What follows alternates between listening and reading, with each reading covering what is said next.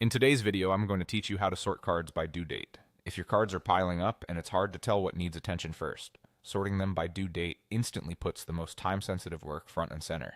This is quick to do and makes a big difference in staying organized. Start by looking at the specific list you want to tidy up.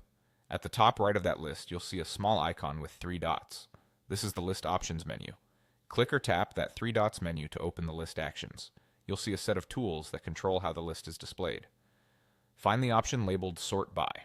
This tells the app you want to rearrange the cards without changing anything inside them. Next, choose Due Date. The moment you select Due Date, the list will reorder itself so cards with nearer deadlines appear ahead of those due later.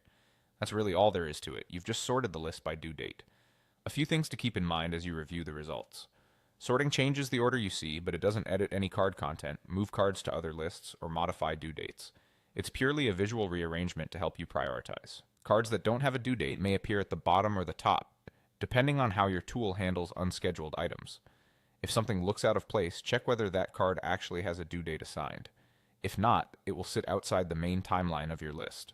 If you're working across multiple lists, you'll repeat the same process on each list where you want that time-based view. Remember, sorting is list specific. Also, after sorting, take a quick pass through the top few cards. This is a great moment to confirm upcoming deadlines, adjust any that have changed, and make sure high priority items are truly dated. The clearer your due dates, the more helpful this sorted view becomes. A quick tip for daily use: make sorting by due date part of your routine when you start your day or before you wrap up. It gives you a reliable snapshot of what's urgent and what can wait, without hunting through every card. And if you ever need a different perspective, like sorting alphabetically or by labels, you can return to that same 3 dots menu and choose another sorting option whenever it suits your workflow. That's it.